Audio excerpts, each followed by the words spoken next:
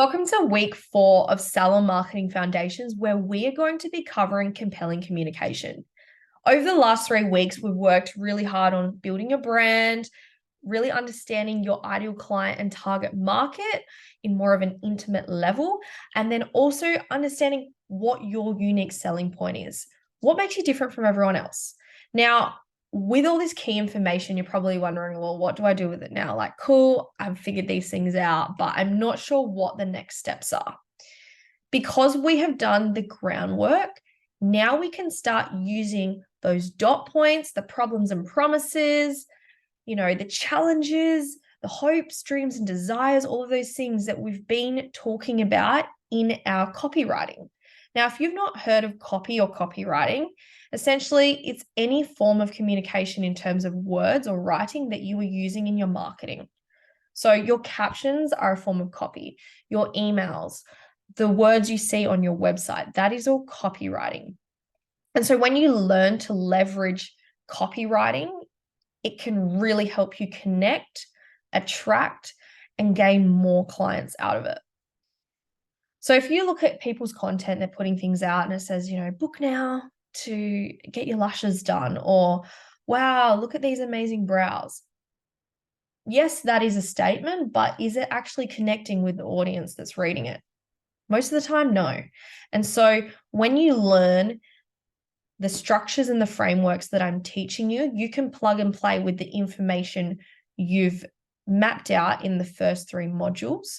So really, this is a skill that you'll continue to build on. And the more you do it, the better you'll get. So by the end of this module, I want to give you structures and frameworks that allow you to create powerful messaging and captions aligned to your brand that effectively communicate with your audience. I also want you to position yourself as an expert and stand out from your competition, because you actually know what you're doing. You're actually marketing. You're creating those words, creating those feelings, those emotions in your copy so that it's attracting the right kind of clientele. And then it's also knowing how to structure those captions. So having something that can guide you to make it that much easier, you're not only going to save time, but you're going to get a better result out of it because you have a strategy as opposed to just trying to wing it.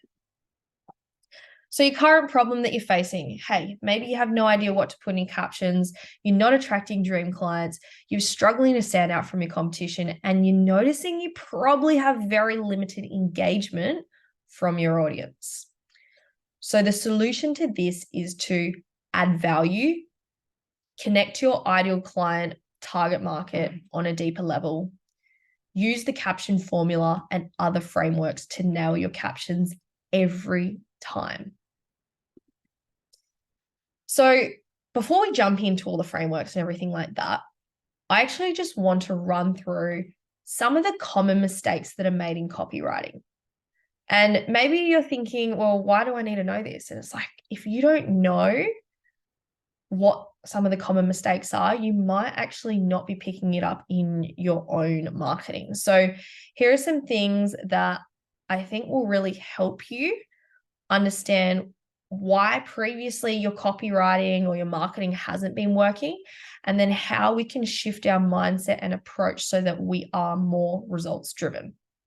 So copy that connects and converts. Now, forgive me for being blunt, but I've just put lame ass copy that your audience can't scroll past fast enough. It's true. Like I was saying, you've probably scrolled in your Instagram or your Facebook and you've seen people go, book in your lashes today using the link in bio. Number one, who is that speaking to? Like, what kind of problem is that solving? No one's. Why would I even be enticed to get it? Unless I was a really impulsive person and I knew exactly that I wanted lashes there and then maybe that would work, but still, it's not really speaking to me or giving me a reason to purchase or even engaging my interest in the slightest. And so I want to give you an example of engaging copy that speaks directly to an ideal client and stops the scroll. Now, in this situation, my ideal client was a mum. So I've created copy that speaks to that mum. So if you're a time poor mum that needs some time to relax, get pampered, and wake up every day feeling beautiful, this is your sign to book in for a full set of lash extensions. Not only will this save you time having to put makeup on every single morning, or even worse, the struggle of trying to stick on heavy fake lashes and being late to school drop-offs or that important meeting at work, you'll also get some well-deserved me time where you can either have a lash nap to recharge or someone to chat about your week with. If you've never had lash extensions before and you've got some questions, let's chat. If you're an action taker and ready to book in your next lash transformation, hit the book now button on our profile to book in your next appointment. So if we break this down a little bit more, I've used the words you a lot. And when you say you and someone reads that, they're like, is this you? And they're like, oh, is this me? So what it's doing is it's speaking to them. Now, I've said time poor mum at the start. I've already addressed and identified who you is or who they're speaking to. So if someone was to read that and they were a grandma, they'd probably go, yeah, no, this isn't for me. If someone was 16 or 15 in high school and they read that, they go, yeah, this isn't for me. And so this is why in your messaging, you want to be talking to your ideal client, because it will attract the right people and it will deter the people that you're not actually trying to target. So I've spoken about some of the things that they would be wanting: hopes, dreams, and desires, relaxing, getting pampered, waking up every day feeling beautiful. They are all feel-good things that they would be searching for. Now, I've also dived a bit deeper about, how we spoke with the emotional, physical, and lifestyle transformations or changes. I've spoken about saving them time. I've given an example of what that can actually look like being late to school drop-offs. And then also things that they don't like. What's a challenge? Trying to put on heavy fake eyelashes. Anyone that's had eyelash extensions has probably had fake eyelashes at one time, and they can say lash extensions, you don't even feel them. But the fake heavy eyelashes, you get tired. So that's something else to think about. Now, what do women love? We love either relaxing because we're always so burnt out and stressed and need some time to just chill, or sometimes we just want to connect with someone and have a good chat. And so that's why I have put both of those options in there. Now, I have blended in my call to action into two things. So if they've never had them before and they've got questions, let's chat. But if they already know they want the service, then they can be directed of where to book it. So I want to give you an example of a case study. One of my clients sent me this copy across for review, and I gave her the following feedback. So it says, Karatha's new lash tech is now available. Her business name is a Shire-approved professional home-based salon specializing in customizable eyelash extensions and keratin lift and tints to suit and enhance everyone's natural individual facial features. Not going to lie, that is a mouthful, and I would definitely have refined that down. Now, generally speaking, if you've got a business, we would hope that you would have been properly certified. You've got council approval and you're also insured. So really, those kind of things, yes, it might be great to say them in somewhere, but I would not be always touching on that, because people are going to naturally assume that you are a professional business. And unless you're dodgy and you've got something to hide, I would be putting more of a focus on your unique selling point, not the fact that you are council approved or you've got insurance. What makes you different? What do you want to be known for? Now, she's also put, we're passionate about the beauty industry and making our clients feel content when they leave the salon. We work towards providing the highest possible standard beauty treatments for each client and thrive to expand and develop our knowledge within the beauty industry. We like to keep our environment clean, warm, and positively inviting whilst getting to know our clients. Our aim is to consistently provide high customer satisfaction with excellent service, quality industry-approved products, and providing a pleasant atmosphere. So like I was just saying before, instead of trying to speak to everyone, focus on speaking directly to the person reading it. So this means you using the word you rather than everyone or our customers. I would also be looking to create more copy that is directed to serving your clients' needs in a way that you are speaking with them rather than at them. So I'll give you an example. If you are talking at someone, you're usually going, we're going to make you feel this way. This is how our process is, blah, blah, blah. But when you say, you will undergo this, this will help you, you're speaking with them about how this strategy, this process, this service is going to benefit them or what they're going to experience, as opposed to telling them like, this is what I'm doing to you. So that's what I mean by create the copy that serves their needs. Speak with them, let them know the journey rather than just telling them that this is what I'm doing to you. This is what we're going to do together. So keep in mind, a lot of people don't actually care about a business because they're too stuck in caring about themselves. You know, it's kind of like when you read a list of features, sometimes you'll sit there and it's like there's an impressive list of features, but you have no idea what that means. You ever bought a TV or a laptop and you're sitting there and you're going, okay, cool, there's 16 gig of RAM here, it's got this LED thing, and you're like, I kind of know what some of these words mean, but I'm not really sure what it's doing for me. And so then when you get overwhelmed and you have no idea what the value is, you're just going to compare on price point alone. So how do we combat that? We start talking about the value that we're providing the client with. So cool. Look, they might not understand what decurl eyelash extensions are, but when you say decurl lash extensions so that you get that greater curl, all of a sudden they can connect that, oh, this thing is going to give me this outcome. And so if you've got a service that maybe isn't as well known, for example, we've spoken with Lorraine about the biab nails, you know, if I don't know what biab nails are, I'm probably not going to buy it. But if you're going to tell me that it's better than acrylic, it's not going to damage my nails as much, it's going to have better retention, then all of a sudden my mindset is going to be shifted and I'm going to see the value in what she's offering.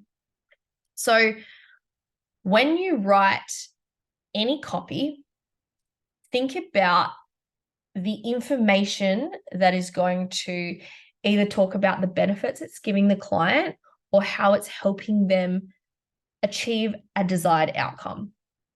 So what's in it for them? Ask yourself that question. If I were to go get this service, what would I be looking for? Probably not looking for, knowing this certain product or glue unless it had a reasoning behind it because it was the best quality product or it had better retention or something like that. So a little hack, if you get stuck and you're not sure, how do I go about writing this or something like that with your benefits, list out your features. So what are the things that you're using? And then create this linking word, so, and then insert benefit.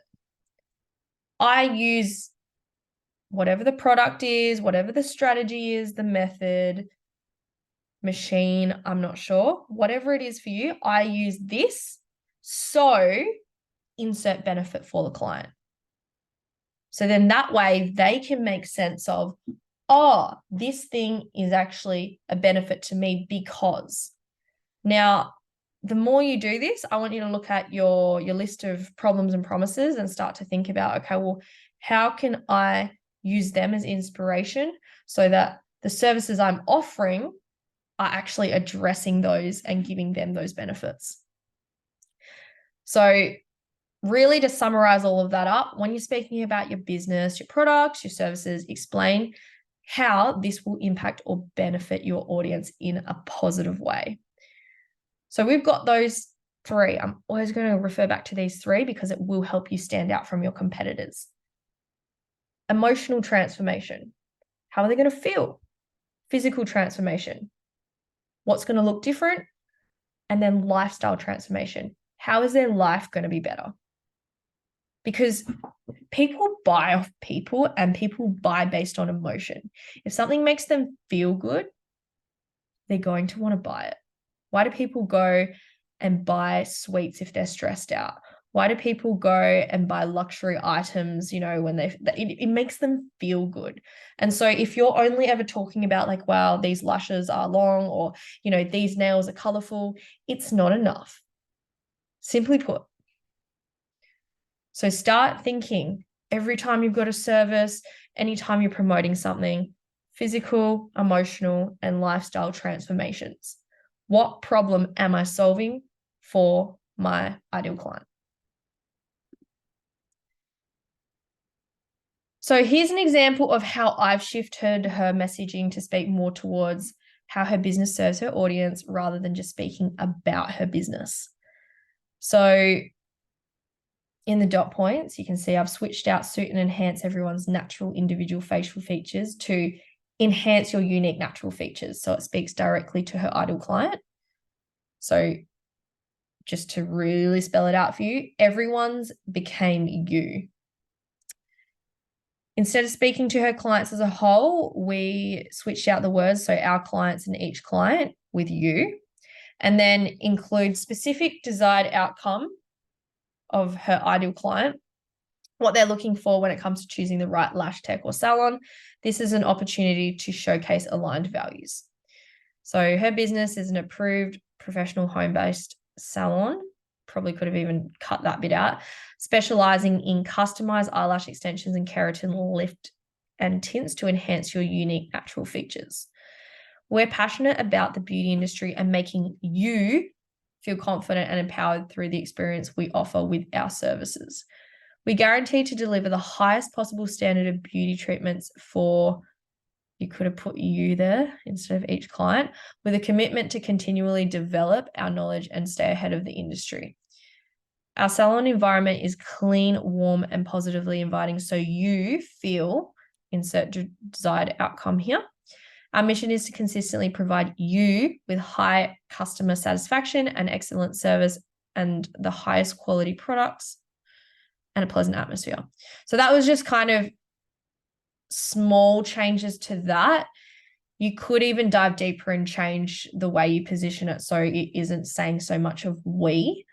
However, when you're just giving feedback of like little small changes, it's just that 1% change at a time, because if you change too many things or you're trying to do too many things at once, it can get really overwhelming. So this is just the small shift I want you to take away from this is start speaking to your ideal client. Use that word you. Don't try to speak to everyone.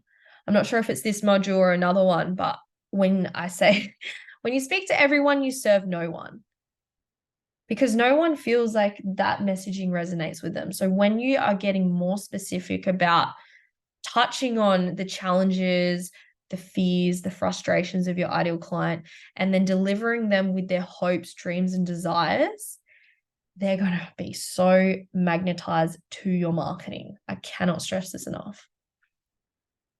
So what we actually did as well is we started touching on these benefits. So if you so you can see what she's written and then I've adjusted it. So I'm just going to read out what I've adjusted because I'm sure you can go through in your own time. But basically, if you're someone who wants to shorten your morning routine by 15 to 20 minutes, over your mascara running and getting those dreaded raccoon eyes, needs to book out some time for self-care and wants to enhance your beauty and confidence. So these dot points here were speaking to the challenges, fears, frustrations that my ideal client would have been facing. Then we've switched it around and we've started talking about, the hopes, dreams, and desires, the problem that we could solve. So how would it feel if it only takes you 5 minutes to do your makeup in the morning? You never had to deal with the raccoon eyes again. You get to recharge and refresh yourself fortnightly, and you look like a 10 and are ready for any occasion at any time. So what were the big changes we made? Well, we stuck with a guaranteed time frame that we knew was consistent across the board for all clients.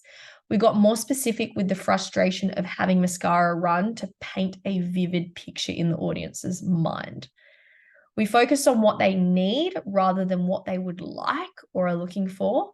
And we added in some minor details that allow her audience to imagine how they would feel or their experience in these scenarios.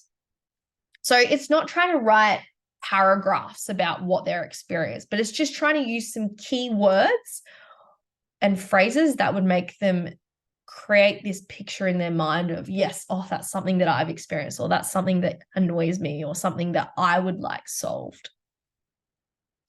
So look at your clients, which ones come into Salon and they're like, oh, I've had this happen, or this is the reason why I'm getting this done, or this is how I feel, or why I get it. If you're really stuck and you can't think of things off the top of your head, when you have clients come in, just ask them out of curiosity, what's your favorite part about getting service? Or what made you first want to start getting service? And then collect that data, that information, and you can use that in your marketing messaging. So, the essentials. Writing copy is like baking a cake. There are specific ingredients and certain steps that you must follow in order to nail the recipe. So if you leave out the sugar, there won't be much flavor. If you forget the self-raising flour, the cake won't rise. It's so similar when it comes to doing any form of marketing, because marketing is words, right? You look at ads, it's words. You look at videos, it's me speaking, it's still words. So when you're marketing in any way, you've got to be intentional with your words, and the essentials that are used to make your words have more impact and power when it comes to marketing is going to be knowing this essential information, which is your ideal client target market, your brand values, your unique selling point, your brand voice, tone, or personality. So remember we spoke about that, how do I want to come across as? Is it professional? Is it humorous? Is it easygoing? Is it like the BFF that you wish you had? Like, what kind of brand voice do you have? How do you show that in your personality? So everything we covered in modules 1, 2, and 3 has led you to this moment in time. So before you start creating any content, ask yourself these questions. Always refer back to these questions, just so you know that the time you're putting in and the energy to this content creation is going to be worth it. So for what purpose are you creating this content? Are you creating it to get leads? Are you creating it to establish trust? Are you creating it because you want to position yourself as an authority? Are you creating it because you just want some more engagement? For what purpose are you creating this content? Then I want you to ask yourself, who is it directed towards? Is it directed towards mums? Is it directed towards salon owners? Is it directed towards insert your ideal client or target audience here? Now, this is very similar to purpose, but it's like, what is the outcome you would like to achieve? So yes, the purpose is to get more engagement, but when we talk about the outcome, more specifically, what does that outcome look like? Is it you want comments, you want shares, you want people to tag, what's the outcome? Because if I know the purpose of why I'm creating the content and that outcome, then my call to action would be aligned with those two things. And then the last question is, okay, well, so what are the most important essentials that I need to be talking about in my copy? So if I'm trying to do a post to create trust with my audience, then I'm probably going to think about, okay, well, what values, what unique selling point, and what credibility can I use that's going to establish more trust with my audience? So, welcome to the caption formula. This is a super straightforward way for you to understand how to write captions. I've broken this down into detail, so it's you've got not as in detail as in it's hard, but it's more detail that the exact steps, what points you're trying to cover. And then after that, we will also talk about some frameworks you can use. And I also have a relevant example. So step one, any copy. Lead in with an engaging, attention-grabbing hook. So if you look at magazines, you look at those articles on the news that come up on your phone or anything like that, they're very clickbaity. And for someone to want to click or read more, there usually needs to be an attention-grabbing hook. And so if you're diving into big paragraphs or you're just writing really, really basic stuff that isn't interesting, people will scroll straight past. So I've got some examples here, and I'll also be sharing them with you in the worksheets.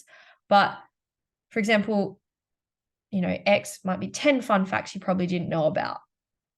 Oh, number one. Okay, so it's a fact that I probably didn't know about. It's creating curiosity. It's making me go, oh, well, do I know this or not? I want to click. I want to read more. I want to know more.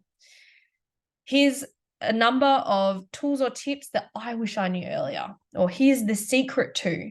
Everyone loves secrets, tips, and hacks because it's like, well, they obviously think they know something that I don't. And I want to know the secret. So I want to read more. Don't start your morning without doing this. How to instantly feel or look more, whatever it may be. A number of simple steps too. How to get something in 24 hours. How to stop. How to fix. These are all examples of engaging hooks that will attract the reader, spark that curiosity, and keep them wanting to know more. Step two. Now you can do this in sentences or like a short paragraph. But what I like to do is share a bit of a story in relation to the post. So what's something that either you've experienced that you can lead in with, or a common scenario that your audience would relate to. And then you follow that up by asking questions and triggering an emotion so that they can really go, yep, I totally get that. Or, oh, it's the worst when that happens. You want them to resonate and relate with you. So here's some things I like to do. I go, okay, well, what are my past experiences? What is my audience's current situation? And then how can I tell this story in an engaging, relatable way that sparks interest and curiosity? So an example of this might be, I remember that time I went to the nail salon and they ended up, doing XYZ. And then everyone's like, oh, yes, I've had that happen to me before. That's so annoying. That's the worst thing. Or, yes, I get it. Like, that kind of story or situation where people are just going to automatically go, yes, I know what you're talking about. Those are the perfect examples to use. Now, when I give the example, I talk about brow lamination, and I do this really well. So I will break it down in more detail there. But that is pretty much summarizing step two. So you're coming in with a bit of a story or a situation, and then you're asking questions that trigger an emotion or allow your audience to resonate and relate. So what I mean by questions is, do you ever find yourself, and then here's one dot point, here's another dot point, etc. Or have you ever experienced, and then you're listing dot points, and they're like, yes, yes, yes. Step three. So this is the huge part that a lot of people don't do in content when they don't understand marketing. It's about providing your audience with value. So you've just painted this picture, you've made them resonate and relate with what you're saying. Now it's time to provide them with value. So what are you going to do? Are you going to solve a problem for them? Are you educating them? Are you providing them with entertainment? Like, is it just a funny story? Is there an important lesson that you want to share with them? Are you promoting an offer that's going to benefit them? Or are you inspiring them in some way? So what kind of value are you going to give your audience? Now, you can deliver this in whatever way you want, whether it is in a couple written paragraphs, whether it's in dot point form, whether it's like a subheading with a little with a little explanation underneath, or it's like steps or something like that.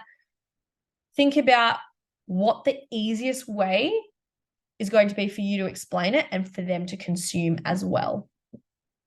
Then you've got step 4. So this kind of may have been done in your value ad, but using dot points as using emojis as dot points to draw attention to the summary of the biggest key takeaways for your audience. Now, when you see a huge chunk of text, you're probably going to look at it and just get overwhelmed. But if you see there's some nice little emojis or paragraphs that break things up, your eyes, other than the headline, are usually going to be drawn to the emojis. And so that's where you want to be putting your key information. Because if they see the headline and then their eyes jump to the dot points and then they find value in the dot points, they're probably going to go back up and read the entire amount of text. I know it sounds weird, human psychology.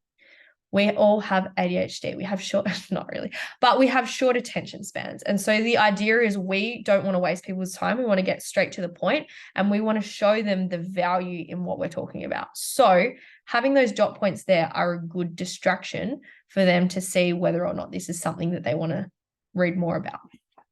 So here's some questions I like to ask myself. What are the biggest benefits that they would receive from the product, service, or what the post is about? What's the most important information you want them to take away from this? And if they were to skim read this and their eyes landed straight onto those points, are they clearly and concisely summarizing what you've spoken about? And then the last part of this is step 5. So finish off with a strong call to action. So a call to action is essentially a little command, which is directing them to take a certain action or go and do a certain thing. And so if you haven't been including call to actions at the end of your content or your captions, this is something I want you to start religiously doing. Your call to action should be aligned with the purpose and the outcomes of why you're creating this piece of content. So the example is, if you want the outcome of someone to engage by tagging a friend, you can't make your call to action, save this post for later. You need to make your call to action say, tag a friend who needs to read this, or tag a friend who would find this relatable. So when you're selling things, there is the option to add scarcity and urgency to encourage them to take action straight away, which might be, click the link in bio to sign up. We've only got 48 hours left or something like that, or last 3 spots remaining, book in your appointment to secure yours, like that kind of stuff. So scarcity is there's only a certain number left. If you don't get in before that number, you're going to miss out. Urgency is a time limit. So, hey, we've only got 48 hours. There's only 2 weeks. After that 2 weeks, it's gone. So those are some little selling tactics you can use as well. Now, there are going to be a big list of engaging headlines and call to actions that you can use. You can adjust them, you can trial and test, see what works for you, and just make sure that it's aligned with the content you're putting out. So, what's the purpose? What's the outcome? Your branding pillars, your content pillars. Now, if you're not sure what your branding and content pillars are, next week we are doing brand strategy blueprint, which helps you plan out essentially a year's worth of content in minutes. I'm not joking. When you understand this system, you will be able to sit there and come up with endless ideas for content that is going to stay aligned with your brand and your business goals. But more of that later. So, an example of using this caption formula in a way that relates to beauty, I've created a caption about brow lamination. So here, as I'm reading through, you can see the breakdown of what I've done, and then you can see the copy I've written. So 3 reasons why you need brow lamination right now. That's my engaging hook. Have you overplucked your brows throughout the years, making them look thin and sparse? Are you sick and tired of applying brow soap every morning just to get the hairs to sit on the right place? Or maybe you're just curious and would like to try something new. So here I've asked questions that allow the audience to relate to the problem, and I've spoken directly to them using the words you. Now I'm going to go into providing audience with value and showing them that I have the solution for them.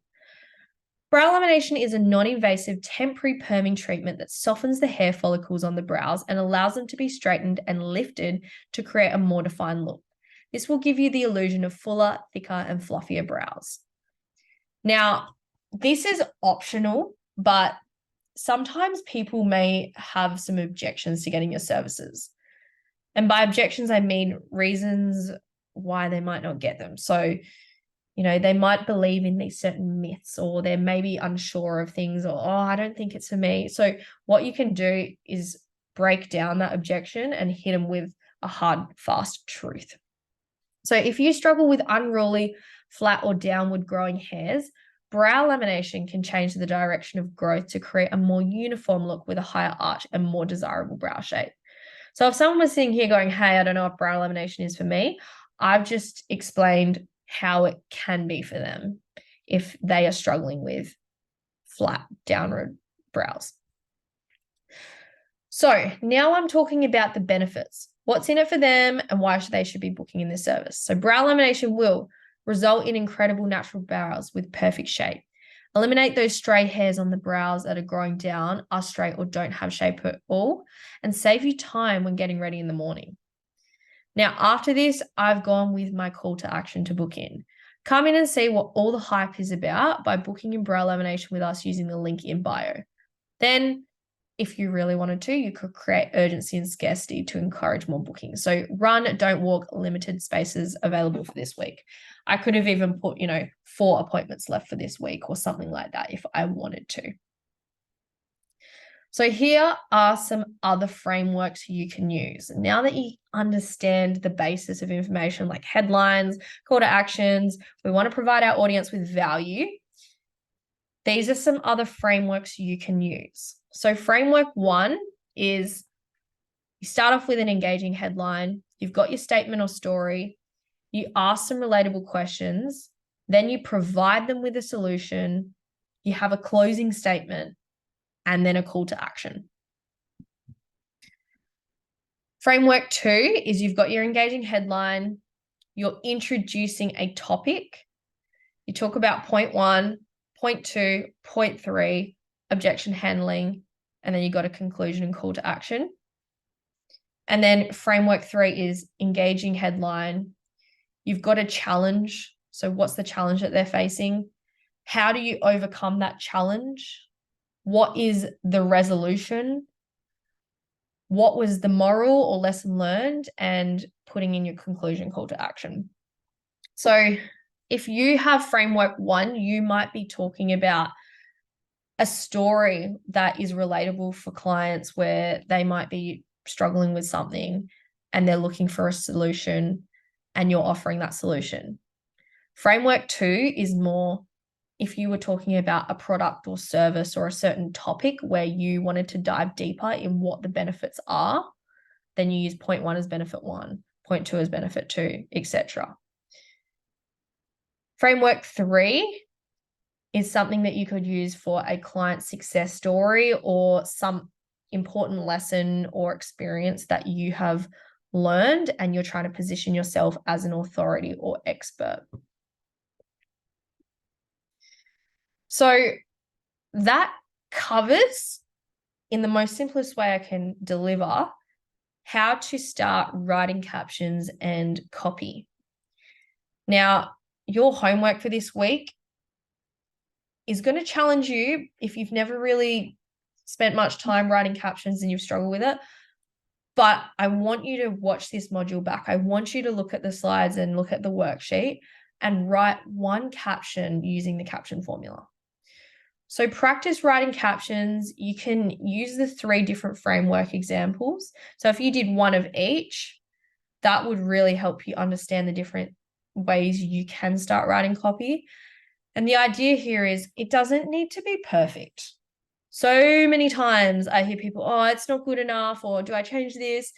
I can teach you how to drive a car. I can show you how to drive a car, but until you get in the driver's seat and you start trying to drive the car yourself, that's where the most learning is going to come into play. And so you got to take the first step, got to take action, write that first one. It might be shit. It might be decent.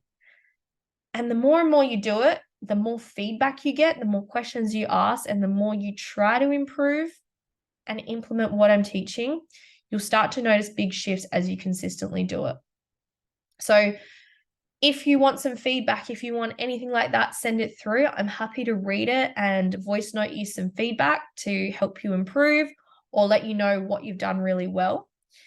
And the main thing is, if you can just sit there and write one caption, send it into the group chat, and we can all love on it and comment and support each other.